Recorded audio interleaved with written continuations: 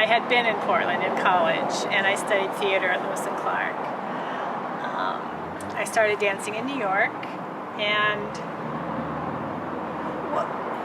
what brought me back were two main things, maybe three. Like the feeling, having had a pretty, 15 years of doing dance in New York, but feeling sort of like I was spinning my wheels. Owning an apartment, which I bought for super, super, super cheap in 1978. I paid $2,000 for an apartment in the East Village, and seeing it grow in value, but still having this thing that was worth money, but not having a place to dance, and thinking, how could I translate that into space, which would mean coming to probably back to Portland. And thirdly, and maybe the straw that broke the camel's back, I came back here because of re-meeting Jeff Forbes and cross-country dating, and then saying I'm going to move back to Portland, and I'm going to get a space. And the space is going to be for me, and in the back of my mind I thought possibly other, offering it to people for rehearsal or whatever, but and probably starting a nonprofit, I thought. But originally I was thinking that it was going to be mostly focused on my work, and then it grew to be about 50% performance works, which is where we are, 50% as a platform for my own work, and 50% in various programs to nurture other artists here in Portland. I'm going to move the camera just a little bit closer, so you don't feel like you have to reach so far. Okay, I probably didn't have to. That's okay. It's probably just psychological. Of course, and I'm looking at the volume levels, and we're picking you up great, too. So then, coming back to Portland, was finding a space for Performance Works Northwest the first thing that you did with dance on your return to Portland? Yeah, let's see. I did. Actually, the very first thing was a concert. I mean, I already knew that I was going to start looking. I'm not sure I started looking right away, because I also wanted. I got a RAC grant right away, and I was preparing my first concert, which was performed at Echo Theater, and had some great performers in, like Linda Johnson and Rinda Chambers and Stephanie Langton and Tracy Broyles and formerly Jen Gerada of Aowen. I forget who else, a bunch of great people, and Katie Greiser music and stuff. So this concert, but then as soon as that was done, at some point I got a real estate agent, and he started suggesting places, and he suggested this place way out on Foster Road, and I was like, where the hell is that, And especially back then, and I was living downtown and still pretty new in Portland, but yeah, it was looking for the space was one of the first things. Yeah. Once you had this space, did performances continue at other theaters? Like the Echo Theater? Yeah, I mean, our space is really intimate, and some performances make sense to do here, and others don't. The series I'm doing right now on Made was actually sort of made for our space, or it's kind of almost, in some ways, it's about being in this particular space in a way. The solo relay series I'm doing. So yeah, both things. It was kind of ironic though, because I was away at an artist residency when we bought the building, and Jeff had to do it for me. And then I came home and we moved into the building, and then I did a show at Conduit right around that same time. So we already owned the building, but I didn't do my show here. But then I restaged it here later. It was a solo performance. Wow. Yeah. So what were some of the early works like that were done specifically in this space, and that this space allowed you to create? I'm not sure about the early, but I'll just talk about some significant ones. That would be great. I mean, I did do one maybe a year or two after we moved in, where it was a very small audience, and they sat on the two long sides just in a single file. So it was sort of really, had that freedom to just orient things the way I wanted to here in our small space and have people right up almost like in the thick of it. In 2004, which was I guess 4 years after we got the building, and it was my 50th birthday year, I did a solo called Big Reel, and I created, it's great to be able to create in the space that you're going to perform it, and that's what I did here. And it had some just elements that the way it was set up really were, it could tour for other places too, but it was significantly, I felt, emotionally tied to the space, and conceptually the way the audience related to the set and everything was for the space. Yeah. So, yeah. Yeah, it's a real luxury, right? Yeah. To rehearse and perform in the same place. Even though I get frustrated and keep dreaming about if we could only expand, if we really had a real lobby, that would help, and things like that. So maybe someday. Of course. What the beginning performance at the Echo Theater that you talked about, did that lead into other similar performances, either in the same space or working with similar people? Did I work with some of the... I have over the years. I'm not sure. That's all right. That's okay. I'm trying to think. So that was a deep cover. Then the next piece I did was here. And I guess I just feel like I've worked with a lot of different people over the years. And I did go back to the Echo once later to do, but that was much later, 2005. Not that much later, I guess. I did a piece called The Edge of the Fell there. I think by that time it was a different group of dancers. People come and go, and then they come back again. Yeah. It's great this time right now to be able to work with Linda Johnson again, after having worked with her so many years ago. In that sense. Where she's in a piece that is conceived by me. That's so great. Yeah. I'm honored. The Echo Theater is something that I know a lot of artists have benefited from. Yeah. And I want to talk to Robin there about her role in the history of dance in Portland. But is there a way that you feel that space has supported you, influenced you, contributed to you? Well, yeah, Portland has so few spaces for performance, and depending on what you want, because I've also performed at Conduit. Maybe not as much as I think I have, though. I've seen you perform there. Yeah. No, but I'm trying to think of evening length. Of course, what happened was, once I got this space, something that might have been at Conduit sometimes was here, And then when I wanted something more like black, then it would be a different space. But yeah, just the idea that Echo was relatively affordable and had, risers and lighting and yet intimate, kind of the right size for the scale of works that a lot of us do. It only seated about 90 or something like that, but it was great. And it's too bad that they're not renting it anymore. Yeah, and Robin's not even involved, I don't think, anymore. Wow. I have yet to find out. Yeah. But I'll let you know. Yeah. So you said that you talked about how this is a space for you and it's a space for other people too. What are some of the programming and ways that you've helped avail this space to support other people? First of all, just super cheap rehearsal space. Artist residencies, which we've had 2 or 3 years now, which is basically, people get space to create work for free and the opportunity to share that work, either informally or more formally.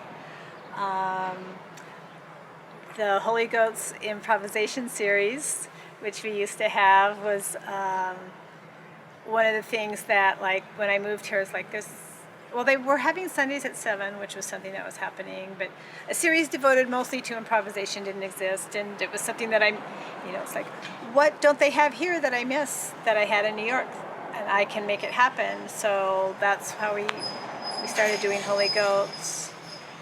And actually, Tawny Holt and I were just talking about bringing back some kind of improvisation series that rotates between our two spaces.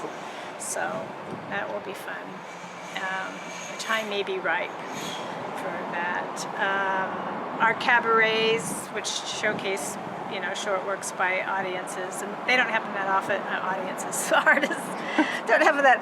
Oh, and then we, for a couple years, we had a guest curated series called the Olympic series, where I would, for example, ask Seth Neal, and then he would curate an evening, and artists got supported that way, both the curators and the artists that they chose.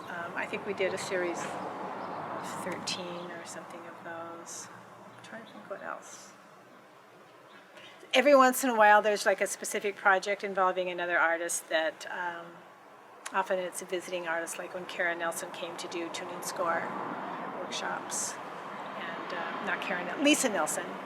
And Karen Nelson. But Karen Nelson does the tuning score from Lisa Nelson too. Actually, makes sense. Karen Nelson and I cooked up the tuning project, which brought Lisa Nelson here to work intensively with a group of dancers. That was back in 2008, I think. And Steve came too, Steve Paxton, and we had the luxury of working every day with this great group of dancers here and sharing little, what Lisa calls observatories rather than performances with the public.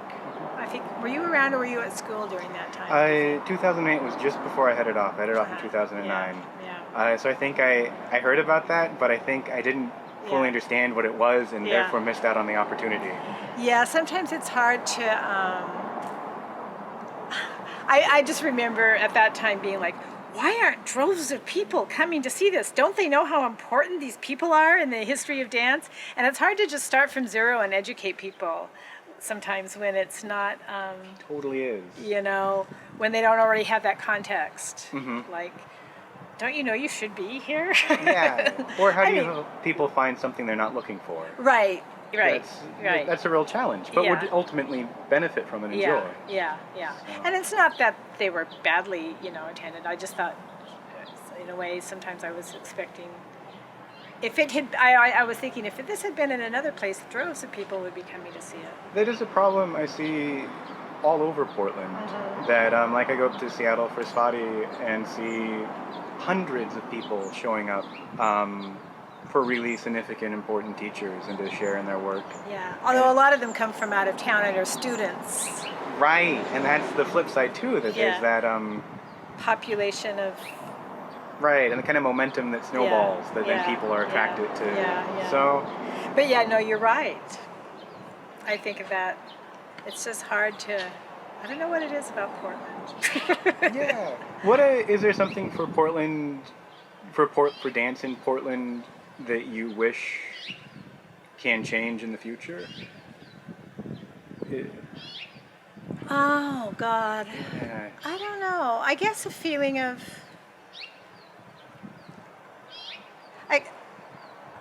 It's not that I think everybody has to go to everything, but sometimes I think people don't keep up enough with each other's work in a collegial sort of way. And I know that especially when you're at a certain age range where you're having kids and doing that whole thing or family stuff, that can definitely put a damper on, how often you can go out. Showing up in general, class, performance, and then audience, it's hard to know. I mean,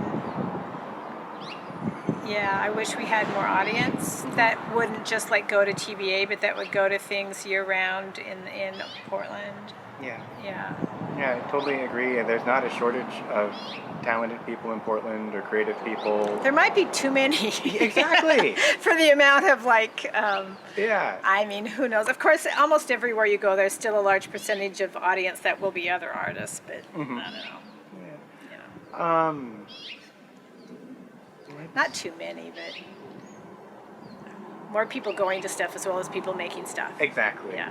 Yeah. Or the yeah, I know what you're saying. And maybe a certain kind of rigor. And then there's the thing of arts journalism, which is just worldwide now. I was my next door neighbor, who I think I just saw, he came over the other day. It was so sweet, and he gave me this. He'd been saving it for years. It was like a full page article about me doing this show at Conduit, the one that I told you. It was in 2000 in the A&E. And I was like, oh, back in the days when print journalism covered the arts, and actually the arts were covered at all by a regular, a consistent person. It's like, oh wow, that used to happen, and even then I probably thought it wasn't, rigorous enough, but at least it was something. Yeah. Since arriving back here in 2000, do you feel that Well, actually, I got here in '98, but got the space in 2000. Right. Thank you. So since arriving back here in '98 and that show at the Echo Theater, which was '99, are there ways that you feel that your work has significantly changed? Yes, but I'm not sure I can put my finger on. I mean, and there's some way I feel like I spiral around and come back to things. And I sort of alternate between solo and ensemble work. Hopefully it's more mature, but I think one thing that happened after I got to Portland is I got more humorous sometimes, which I'm not sure. I feel like I got funnier, but I'm not sure. That's why. And I don't know, it's interesting. I think before, when I lived in New York, people go, oh, Linda, she's the one that works with that experimental music. And now it's here, Linda, she's the one that always has objects, Interesting. And, I still do tend to work with, original music, experimental or other. I guess it's experimental. Yeah. Do you feel that Performance Works Northwest has, what... Let's just focus on you, actually. Do you feel that your work, what role does it play in the larger community in Portland, or does it play, or are you actively feeling that it plays a role? Well, it must play a role because they gave me a fellowship. So this year I was lucky enough to get the RAC Individual Artist Fellowship, which is a very competitive process, and it only rolls around for choreographers every 3 or 4 years anyway, and actually this year was lucky that they picked 2 people, and so that made me feel that I was appreciated in the community, as well as the cash was wonderful. I retired from my day job. I mean, for various reasons, but that helped that transition for sure. I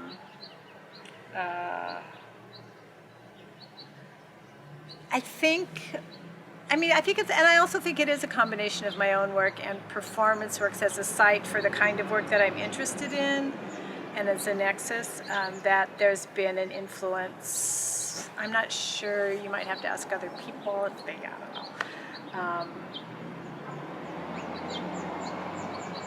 Like when just the idea that we had that improvisation series maybe opened up, those kinds of ways of looking at work or valuing something that might not have had value or something like that. Sure. That makes perfect sense. Yeah. And it's kind of a hard question because I don't think we really set out to have a role, we just do what we do. Yeah. And then that fits into a larger picture because you're there doing it. Yeah.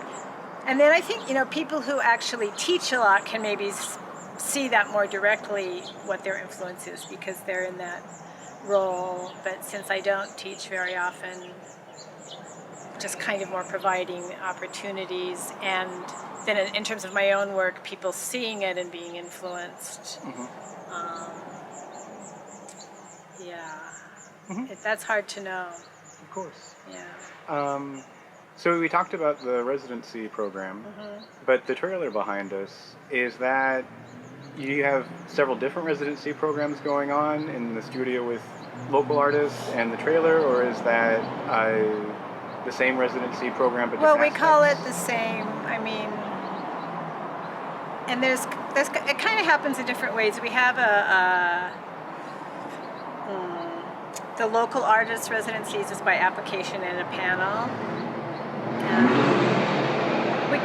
We call it all. I consider it all part of the same program, which is just basically residencies. But the local ones are generally through this application process. And then so far, visiting artist residencies have been by invitation or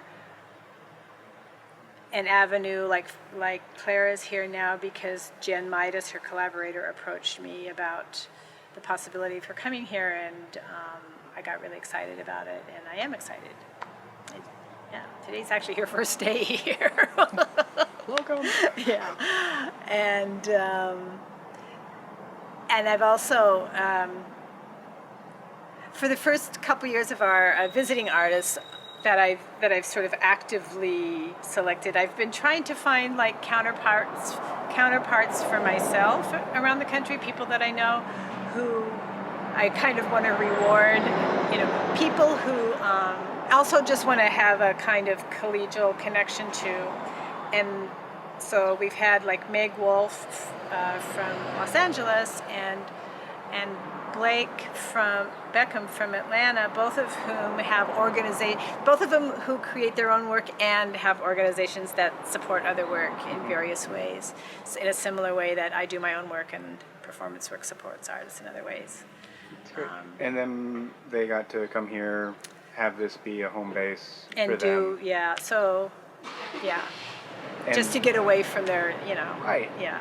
Because so often what we create also kind of entraps us because we've created it and we're beholding to making sure it succeeds. Is that so? You kind of gave them permission to be free from that by being here? And just I think actually I just wanted them to come and visit me. Which is really important, right? To get that connection and that influence. And and then give them, because I know how it is, how nice it is to be away from your own. Of course, it takes a lot of organizing to be able to leave, but to be able to leave your stuff behind and be somewhere else for a while and have a little fewer distractions and just be in the studio. Of course. Yeah. What are you working on currently? Well, I mentioned the Unmade solo relay series is almost at an end, and it's been like a telephone game of I made a solo and passed it to someone, and then somebody watched that and made their version on down the line. That's almost over, and that in itself is the first stage of a 3-year project. The next stage will be creating a score based somewhat on this material that can be taught to community members who may or may not have dance training, and do a really large group piece, sort of more community oriented. And then the third stage will be taking all of that information and honing back down into a staged piece with the more professional performers.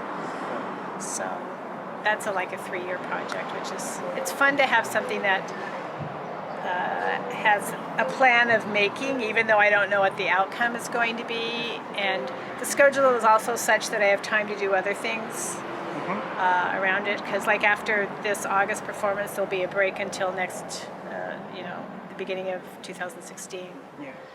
And it sounds like that project, from what I know of your work, is really a great representation of your interest, because you do focus a lot on technique and having, really like clear ideas that are well developed, in addition to having a real community and inclusive aspect, and about how does community affect my work, how does my work affect community. And so it sounds like that's happening in this project, as well as the trajectory of dance that you've done in the past. Yeah, it's kind of brought several strands together that I've been interested in, and then gave me something that I didn't know was going to be given to, or various things that I didn't know I was going to be given. Yeah. Things like Portland Dance Theater, Cirque, Artquake, these are all things that are prior to your time here making dance and being involved in dance. Yeah. All right, things that I'm interested in. Yeah. But yeah. Actually, my first, I think that was Artquake. My first dipping the toe into the Portland dance scene was via Artquake. What was that experience like? Well, what happened was... We'll wait for the motorcycle. It's just sorry. Yeah, I know. Are you good enough. going? Sorry about that. So I thought, I'm going to be in Portland. They have a performance festival. I should just apply, even though I wasn't sure if anything of the kind of work that I do would fit into their scheme of things, because it was more, for the masses in a way. I didn't know if they had any room for experimental, blah, blah, blah. And then, so I applied, and they said, no, you can't be in it, but as part of Artquake this year, they're incorporating Sundays at 7, which was an ongoing series. And Linda K. Johnson is the curator, and that's how I met Linda, or the organizer. And so through Linda, they had a night called Sundays at 7 at the Winningstad, sort of under the umbrella of Artquake. And so that was the first performance that I did in Portland, and where I met Linda Johnson. Nice. Yeah. And was there a regular venue at that point in time for Sundays at 7? I'm not sure. At one point it was at Conduit later, and I can't remember if it was at Conduit at that time or not, but somebody must know. Mm-hmm. But this was a way to make it a little more public, put it in a larger venue. Yes, and folding it into that, just like 10 Tiny Dances sometimes comes into TBA or something like that. Yeah. Did you do other performances with Sunday at 7 besides that one with Artquake? I do remember doing one at Conduit later, and I think it might have been after I moved here, but I'm not sure, because there was about a year when I was back and forth before I actually was full-time, and I remember, I think Tracy Broyles and Heidi Carlson or were involved with it at that point, Wow. Organizing it. Cool. Do you remember what you did, just kind of the general, in either one of those Sundays at 7, to get a sense of what the performance is like, or your performance is part of that? I think I remember. It might have been before I was living here full time, because I think I remember my costume. And it was, the last piece I did in New York before I moved here was called Pig, a funny name. And it had like a trio and a solo in the middle that I did, and a group, and a 5-person piece. So it had kind of 3 discrete sections, all within this world, and this odd world. And so the solo that I was working on, I think I remember that's what I did at Sundays at 7 once. Because I remember this funny hoodie that I wore. Mm-hmm. So I think that was it. So that might have been 98. Wow. Yeah. Very cool. Yeah. Is there any kind of like moment looking back in your performances here in Portland that just seems like kind of something that's particularly unusual, off the wall? Did you find, through being involved in dance, did that lead you to a place that you never would have expected to be? Well, of course, a highlight for me has been, and I never would have expected to ever make a dance at the Lovejoy Fountain, which was part of the City Dance project organized by Linda Johnson and Randy Gregg and Third Angle, Ron Blessinger of Third Angle Music, that I got to be a part of. Very special. I'm trying to think of anything else that's kind of off the wall or unexpected. I mean, yeah.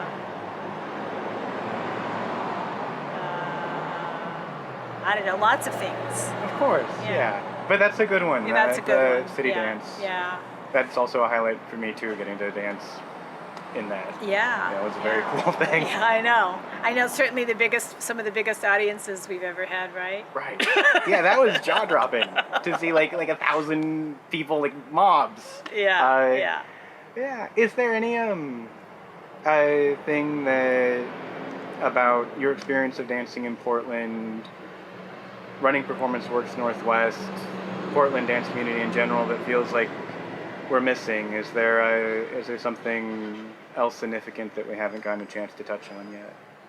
Oh, just missing in terms that we haven't talked on? Yeah, exactly. Okay. And just kind of wrapping up, I want to make sure that I'm not just glossing over anything or leaving you with an important thought that you didn't get a chance to say. I can't think of anything. Very vague question. Yeah. Really. No, I know what you mean, though, just because...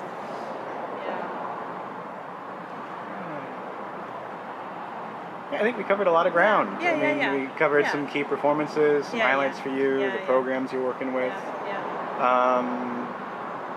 I guess here's one more question. In looking into the, let's say like 25 years from now, looking into the future, what would you like Performance Works Northwest to be at that time? Of course, I will probably be dead. How many 10 years? How many into years? the future. Did you say 20 years? Or how? Yeah. Well, maybe not dead. I'll be 80. Yeah, I guess when you're... Here's another way to look at it. When you're ready to pass the baton of Performance Works Northwest... Well, that's something I've definitely been thinking about. What would you... The person whom you pass it to, what would you like it to be, and what would you like it to become? Yeah, I mean, if I was dreaming, I would like our physical facility to improve and have maybe even a more comfortable place than the trailer, or the trailer more fixed up for visiting artists.